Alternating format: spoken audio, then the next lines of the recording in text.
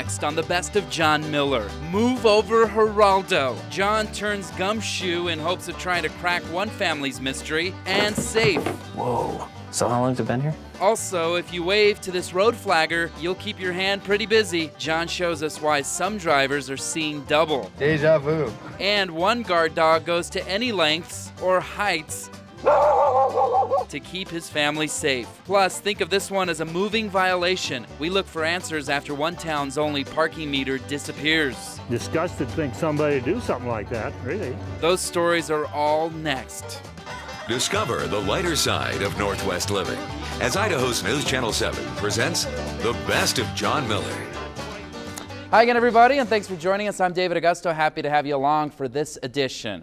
Well, imagine buying an old house and finding a mysterious box behind the wall with no key, no clue as to what's inside. Well, John was contacted by a Boise family after they made a startling discovery in their basement. An old black box chock full of mystery and who knows what else. And could they open the safe and close the case? Here's the complete crescent rim caper. It was a lazy Thursday afternoon until I got the call. Yeah.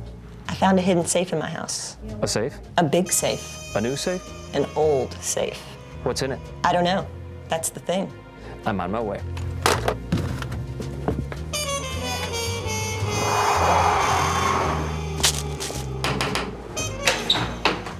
Hi. Hi. Nice house.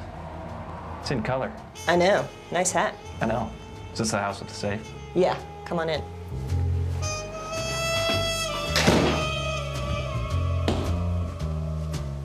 Really nice house. How long you lived here? 2 years. Where is it? What? The safe. Basement? Where's the key?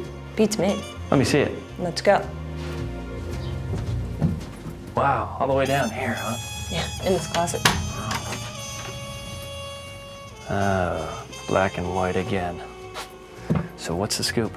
Well, during the home inspection, my husband found it hidden behind a panel. Really? Yes. Right here? Here. Whoa. So how long's it been here? Probably 74 years. 74 years. Why are we whispering? I don't know. So if we want to find out, you know, what's in it, maybe millions of bucks. Jewelry. Bones. Phone. Stay tuned.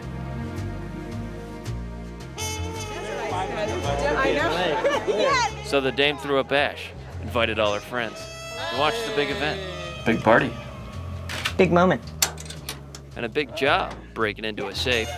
And in the end, Nothing! a hole big enough to hold Geraldo Rivera's ratings. Well, it's kind of what we figured, but Didn't I predict it? No. No? Really? But she did solve it. Safe's open. Case closed. Well, they didn't find any riches, but donations from more than 100 party guests went to the Women's and Children's Alliance Crisis Center. So, good ending there.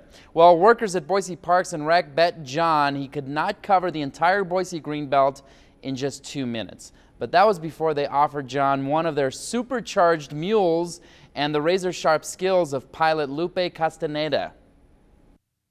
How many miles do you think we're going to cover today? Going that way, we'll be covering probably around 18, probably. 18 miles? Going that way, yes. How am I going to cover this all in a minute and 45 seconds?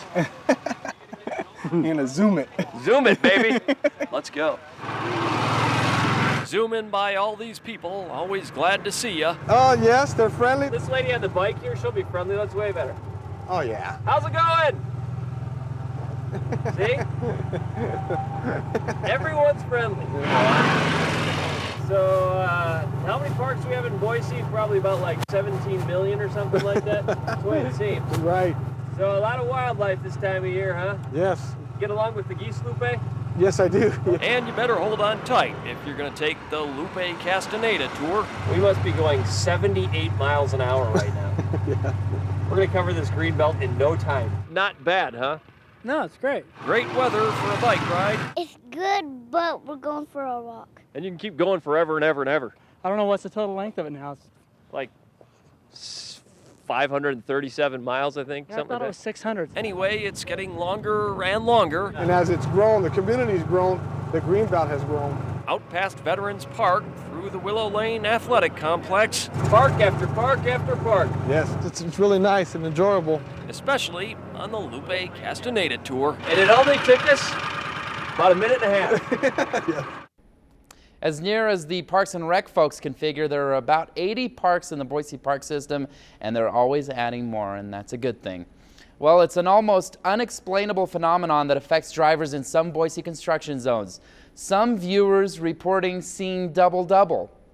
Others call it deja vu. Anyway, it's a mystery that smacks of the Twilight Zone, and what would Rod Sterling say? John has an idea. You're entering a place where things and people are not as they seem. I'm nearsighted. I'm farsighted.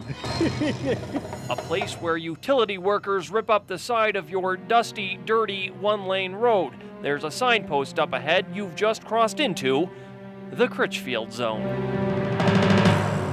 My name's Alan Critchfield. He looks like this guy. Leaving passers-by wondering how the sign-bearing man in green pants can be down there and up here at the same time. Deja vu. This is like something out of the Twilight Zone. You drive by one and then you drive by him a second later. You gotta get Rod Serling out here, huh? Turns out Alan and David Critchfield are brothers. But you're not twins. No, You wouldn't know it. we're not little people either. That's for sure. We're just pleasantly plump. How did you both manage to get in this line of work? I always say that, well, my mother told me to go play in the freeway when I was smaller, so look what I'm doing now. Who's better at this, you or him? It's nip and tuck. I don't want to get involved. Equal, they say. From their laughs, to their signs, to their soda pops, right on down to their pants, here in the Critchfield Zone. Now, the Critchfield brothers say are also actually a hit at Christmas time, believe it or not, as Salvation Army bell ringers.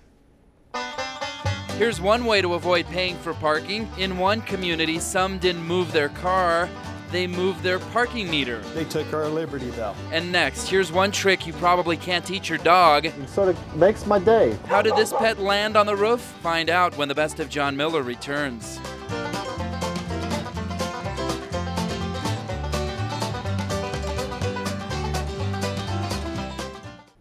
Welcome back. Well, John promised us, he vowed, he crossed his heart, not another weird animal story. Of course, that promise went right out the window and almost landed on the front lawn when he heard about Roof Dog.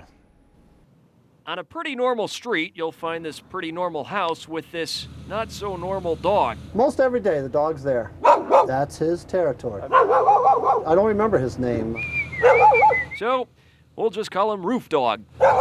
He sort of makes my day. A bold statement coming from Harry the postman. As long as he's there and I'm here, we're fine. I think he's all right. And he's pretty smart. Watch. Hey, Roof Dog, where do you spend most of your day? Up on the... See? When I come by, he does his dog thing. Which goes something like this. This is the funny thing.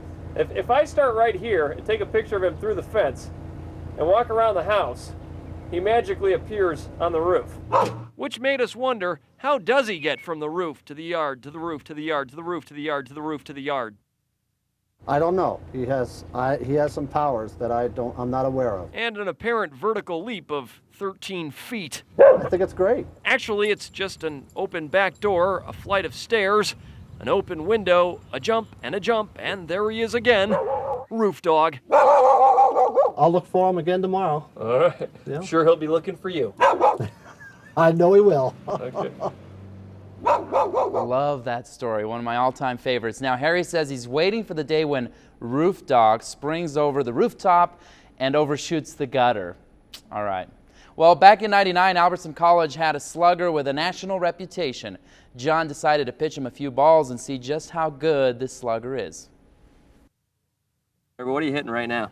Probably about 378 or so. In fact, there's probably not a pitcher Greg Skelhaas can't scald. But now you have to reckon with the Miller fastball. Which I don't know if you've ever heard of this. No. Do I have to get out the pictures? I think I might have to get out the pictures. I think I was about 9. Yeah, I was a wily young menace. What kind of pitch do you hate? One that doesn't hit my bat. That is the highest fly ball I've ever seen. In fact, most pitches hit Greg's bat. His 38 career homers are a record here, not to mention his number of at-bats, his number of doubles, his runs scored. Oh, that's smoked. If I wasn't hitting him, oh, jeez, he was hitting me. Oh, that's gone. Destroying baseballs and the scoreboard. Oh. Oh, jeez. And my arm. Oh, it hurts. Hoping to repeat scenes like this. Now we just got to prove that we deserve to be there and win it all. And if this little display is any indication, Miller pitch coming. Ooh. Oh, man. Greg Skelhaus and the Albertson Coyotes are well on their way. Same time tomorrow? Same time tomorrow. Alrighty. You got it. Last time we checked, Greg was playing for a minor league team in Iowa and mending a broken bone in his hand. Later on the Best of John Miller, it's a chance to get that pesky question answered. Are you happy? We okay now? Good.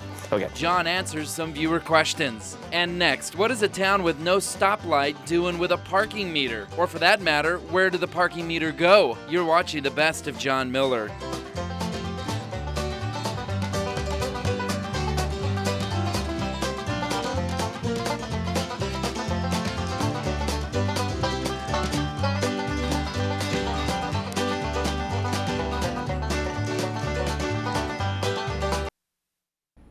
Welcome back, everybody. Happy you could join us for this edition of the Best of John Miller. Well, if you've ever spent any time in Murphy, Idaho, you know it's a 1-meter town. 1 parking meter, that is. John first featured Murphy's lone parking meter nearly a decade ago, but back then it was the only one the town ever needed. But is it one too many? Well, here's an update. It's stood its post for nearly 50 years. Not a parking meter, the parking meter. It's the only one that there is in town. The only one Murphy ever needed. Not that they ever really needed it. Actually, it was put in place to stop people from parking in that particular area that blocked the entranceway to the courthouse. A lot of people, when you mention Murphy, they think of that parking meter. Well, kind of a drawing card. And at one point, a hitching post. Yeah, part of history. Ask anyone. It's a piece of history. You see, the meter is the center point of this county. Heck, around here, it's the center point of the universe.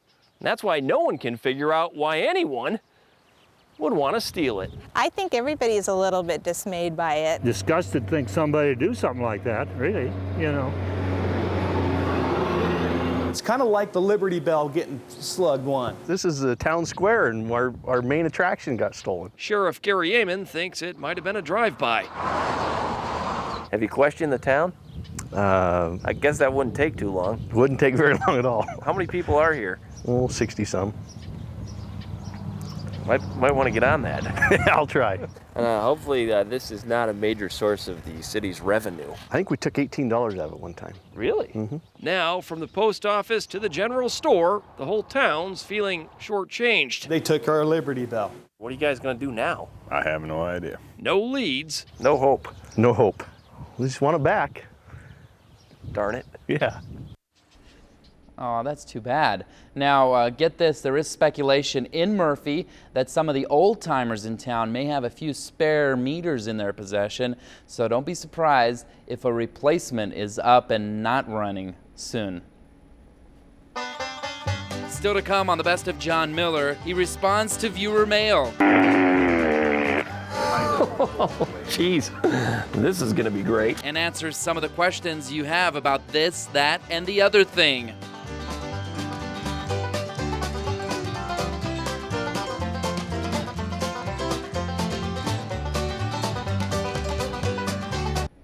Welcome back, everybody. Well, many of us at News Channel 7 get a lot of letters and emails and phone calls about past stories or general questions about this and that. But nobody has a stack of mail quite like the one on John's desk. Today, that stack is just a little smaller as he answers some of those Dear John letters. Okay, the first letter comes from my camera guy, Shanti. He writes, Dear John, you're an idiot. Why wouldn't you call this segment Dear John? You know, like the Dear John letters people write to people they've just dumped? Are you happy? We okay now? Good. Okay. This comes from Loretta Place. Dear John, I recently moved from New Jersey to South Nampa. I was hoping you could tell me why it smells so bad when I travel over by the Karcher Mall area. There wasn't anything in New Jersey that smelled this bad. Well, Loretta, 3 words. Sugar, beet, factory. Now, was that a little brutal? Perhaps this voicemail will help lighten things up. Hi, this is Grace Sharp. I live in Weiser, Idaho, and I just watched your news program on the roads, this and that. My father, Merle Taylor, used to work for the Weiser Highway District, and he'd asked several people what they wanted to name the roads, and nobody wanted to pick a name, so he picked those while we sat around and talked about them. Oh, now that was a great idea. How about this from Deanna Crisall? Dear John, we just moved from Salt Lake City where the sky's the limit. What is there to do in Boise? We've already done the mall, we've already done boondocks, but what else is there to do? What else is there to do?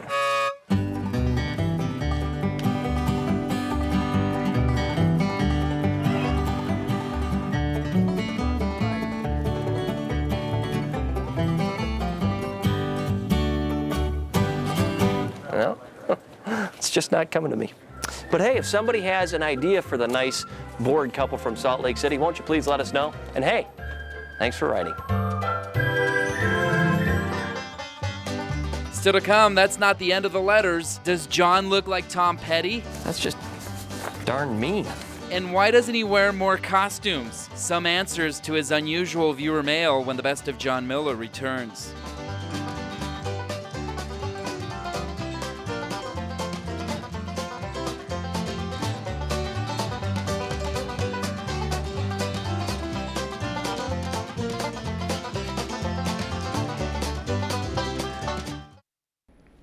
Welcome back, everybody. Well, should John Miller start wearing suits? That's just one of the questions he found in his mailbag one month, and here are some others that all carry the heading, Dear John. Dear John, brand new episode, same old banana. Dear John, I would be interested in knowing why some SUVs have mud flaps and some do not. Why is the emissions testing harder now? Will there ever be a post office near Park Center, Apple, and Boise Avenue? And why do they have 16 checkout lines at Target and Kmart, but only 2 lanes are open when I'm doing my shopping? Don't know. Couldn't tell ya. Doubtful. Me too. Dear John, here's a picture of rocker Tom Petty at age 18. Is it possible you two were separated at birth? Me? Tom Petty? That's just darn mean. Dear John, I've always seen you on TV in casual clothes. Do you ever wear a suit? You know, I'm so glad you asked that. I keep trying on suits, but of all the ones I've tried, none of them seem to suit me. Oh, kind of like this one. Dear Super John, please check out this study that says procrastinators are smarter. That does look like a great story. Maybe I'll do it next month. Till then, thanks for writing. Now, we're not quite done because when you're John Miller, you get tons of mail, and one story just isn't enough to handle all the viewer mail. He gets emails and calls on his phone and all sorts of stuff, so he has to respond to all of them. So here is a special treat for you just on this show, more responses to more Dear John letters. You know, you guys are great. You contact me all kinds of ways. You write me all kinds of nice letters. You leave me all kinds of emails. You even leave me all kinds of voicemails, like this one. Oh, jeez. This is going to be great. Dear John, Diane Smith here. Are you interested in the possibility of turning franchise TV stories into a book? You know, that's a good thought, Diane, and I have been thinking about that. You know, my first one I was thinking of is My Life with Ferrets and Other Bizarre Creatures. He usually takes it well. How about The Art of Making Up an Entire Feature Story from My Desk? You're watching. Dear John, hey, I know that you were always looking for different stories. How about coming out to the West Y and trying synchronized swimming? What is it with me and synchronized swimming? It's like Mark Johnson that one time. I was thinking something maybe a little more down to earth, you know, like track. For synchronized swimming, you got the legs for it. All right, enough with the legs already, all right? You know, you always have the leg. Enough. Okay. Dear John, after your last Dear John, I noticed your computer is really filthy. I work for a company that could come out and clean that for you. Well, that's okay. Got it all under control. But hey, thanks for your concern and your letters. Very nice. John always has it under control, and we thank you for joining us tonight on this, once again, another edition of the Best of John Miller. We'll see you again next week as we continue to look at more of the wonderful and wacky world of the Best of John Miller. See you then. Bye. Cue up the banjo music. Idaho! How's it going? She is cheating. Oh, man. Revenge is sweet. I'd say the odds of that happening with me are pretty much zero. Okay, 1% chance. Oh, jeez. You gotta be a little bit brave about it, man. What does your wife think about this thing? I think she likes it. Walking on the moon is easier, I'll tell you that. You're killing me. You get to be like the Eddie Van Halen of pumpkin cannons, huh?